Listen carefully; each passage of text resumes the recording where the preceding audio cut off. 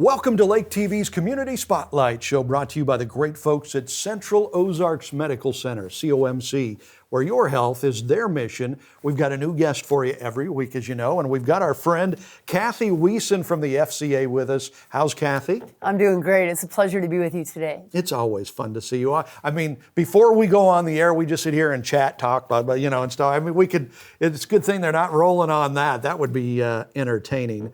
So FCA, Fellowship of Christian Athletes, most people around the country have heard of FCA, but maybe don't know what it is. So what is the Fellowship of Christian Athletes? It's an interdenominational ministry. It's obviously deals with sports and following God, but the mission really is to see the world transformed by Jesus Christ through the influence of coaches and athletes and all whom they've influenced. And we know that the influence of a coach, I know in my life and just in our culture in general, they have tremendous influence. And so having coaches as Christ followers makes a huge difference in our world. Yeah, absolutely. I don't remember who said it. It might have been John Wooden or somebody like that.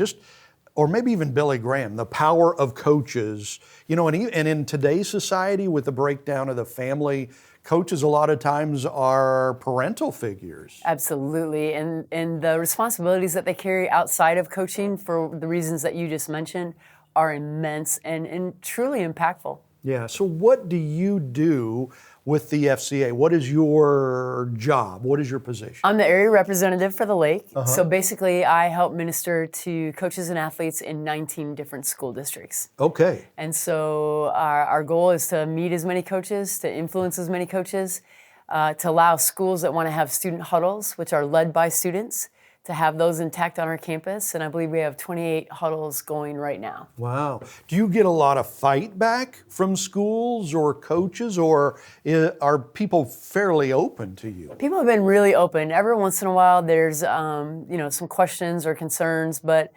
based on the Constitution, the students have the right to share their faith in school. We have a coach who acts as a faculty sponsor, but they don't do the leading. If you walked into an FCA meeting, it would be students leading students. And we even have that all the way down to kindergarten. Wow. That's pretty rare, unique, right? Yes. I mean, that's pretty fascinating. So I see a lot of different things FCA involved at schools. You got something with a flagpole, something with a Fields of Faith, and different things like that. Do you sprinkle those things throughout the year? Is that kind of how it works, or is it a regular thing? See You at the Pole was originated by other people, but most of the FCAs kind of take that on as a project in the fall. Fields of Faith definitely was originated in the FCA ministry, and that's where students basically share their faith and testimony with other students. So that happens, I believe we've had up to 8 different schools that have had their own Fields of Faith. And it's usually on a Wednesday night, and they just invite all their teams, community members to come to the field, and it lasts about an hour and a half, but you will be blown away by the student testimonies. Wow. And what God's been doing in their lives. That's pretty special. Okay, so you, with the FCA here, it's a ministry, you work with the schools, but the FCA, home office or headquarters or whatever, they don't write your check, right? No, they don't. You kind of have to raise your own ministry money. Absolutely. It's very mission-based in that each staff member on FCA raises all their support and then all the money for all the resources. And I would be honest in saying that it probably took me about 7 years before I felt like God was calling me to do it, but I did not want to do the fundraising. Right, that's hard. Yeah, I was not obedient to that. I thought I walked into my school teaching and coaching. They paid me every month. That was good. But once I got over the fear of that, and I saw that it was people investing in allowing God to do things in the community, that changed my whole paradigm, and the people in this community have been unbelievably generous. Oh, that is so fantastic.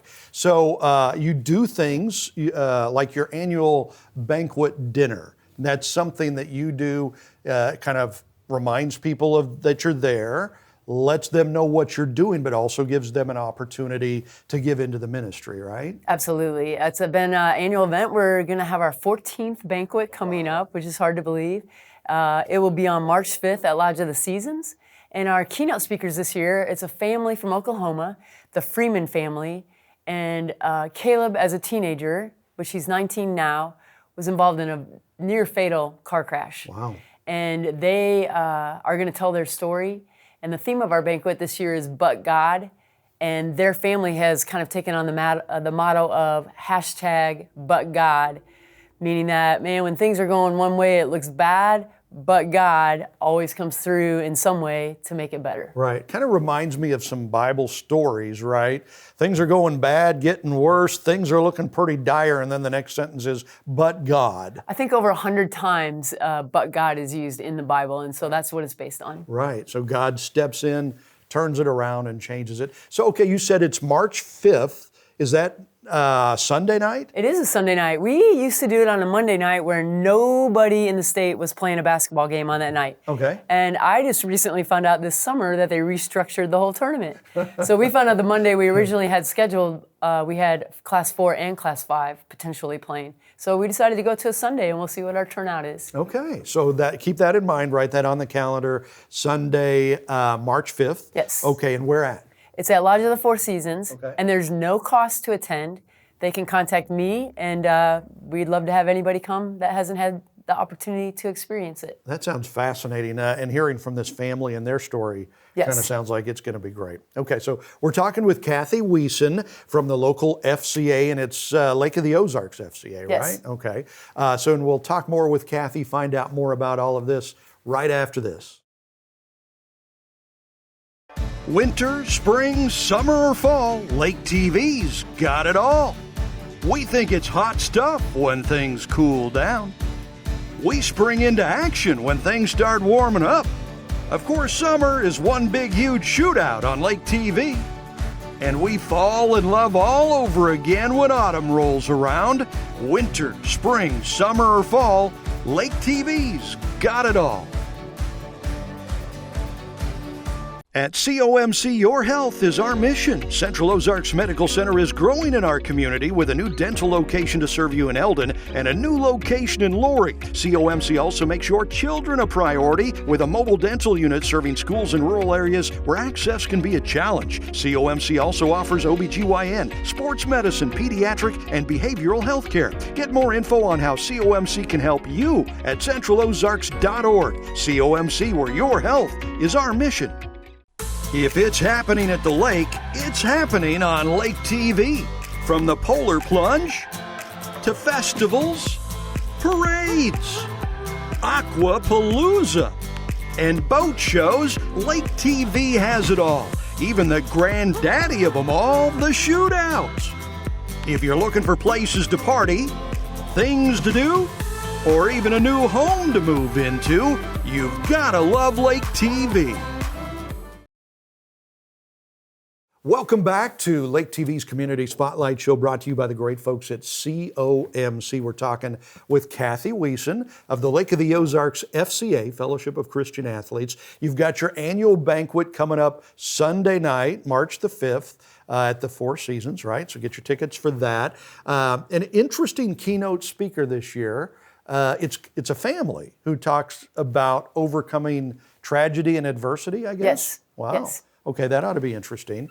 Now, usually about this time of the year, you also do another event, the Bridge and Dam Run. Yes. Are you doing that again this year? We will be doing that. It'll be the 9th running of that race, and that has been one of our big fundraisers as well. But that has also become a premier race in the Midwest where we have participants from oftentimes up to 13 different states. Wow. So that's a really fun event. We have a lot of people that volunteer on that day, and it's a gorgeous course for runners. So how do you raise money from an event like that? The race entries, Okay. just whatever we profit off the race entries compared to the cost of the race. Okay, that's cool. So that's really neat. That's one of my favorite events of the year in a strange way because it's such a beautiful event. You know, usually Lake TV covers it, and the weather's usually, it's either very good or very bad. Either way, it's great. It's been hot to snow. Yeah. We've had it all. We've had rain, we've had sunny days, so you never know. And people running over the bridge. And last year you kind of had to change that because they were working on the bridge. Yes, they were reconstructing the dam, so we had to shift our course, but we'll be able to use the dam bridge this year, and the people that go longer distances go across the Port of Chima bridge as well. Oh, really? Okay. I haven't run that long that far in a long long time. You can do the short course. Or you can walk, right? Yes, I mean, you don't can. even have to run. You can. So that's kind of cool. FCA is very well known for student ministries. I don't know, that might be kind of the whole bread and butter of FCA. Would it be right to say that, student ministry? Actually, that's a big piece of what we do, especially with our summer camps as well. But really, the majority of our time is spent on coaches ministry and pouring into coaches. So I will do my best to get to know all the coaches in our area, to make relationships with them. We provide them resources. We provide them events. We had an opening event at Big Surf for their families this year. We have a coaches retreat for spouses of the coaches as well.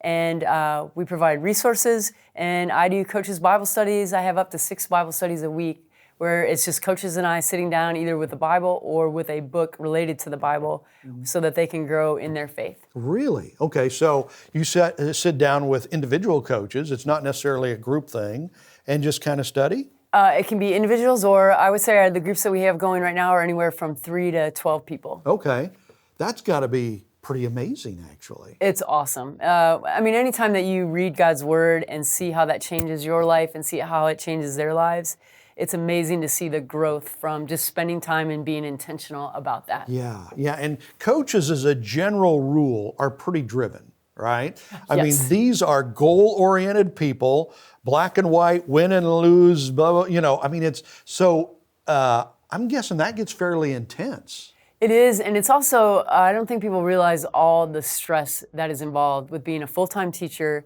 being a full-time coach, the pressures that are put on coaches with outside influences, with parents, and just the winning, the losing, that kind of roller coaster, and then also trying to maintain a healthy family life and then a spiritual life on top of that. So we try to meet the needs that they have based on all those things that are pressing in on them. Yeah, and that the win-lose thing, I mean, coaches like to say it's not that important, but it is that important, you know, and I was talking with one coach in particular. Season started slow, and you could just see the wear on him because he's hearing from parents, he's hearing from school, you know, when are you going to finally start winning?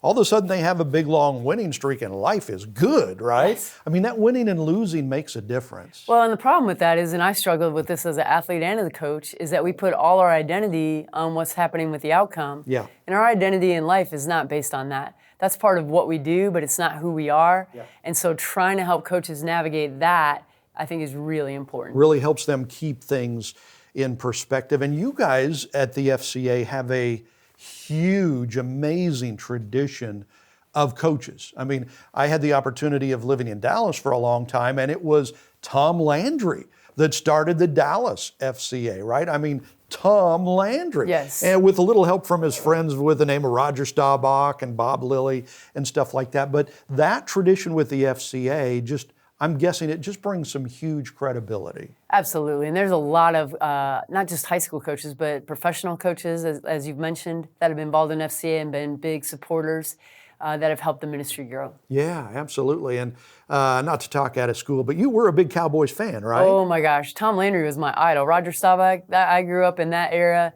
Our Sunday meal, because back in the day, you weren't allowed to have your dinner in front of a TV. Right. That's maybe unheard of now. But your family dinner was everything's off, boom. Our family dinner was dictated by what time that Cowboy game was coming on. Really? Yes, we had to move it earlier, later to make that happen. So, and I love the story of your mom got pulled over, I think on the day that JFK got shot or something like that? That is correct. Yeah. I was about a year old. I'm dating myself here now, but yes, they were checking her car to see if there was a criminal in the car, the shooter, because at that time they were closing down the roads and trying to find who had shot him. Wow. So there you go. I mean, that is an amazing story, but you were in Dallas at the time when all that was happening and everything.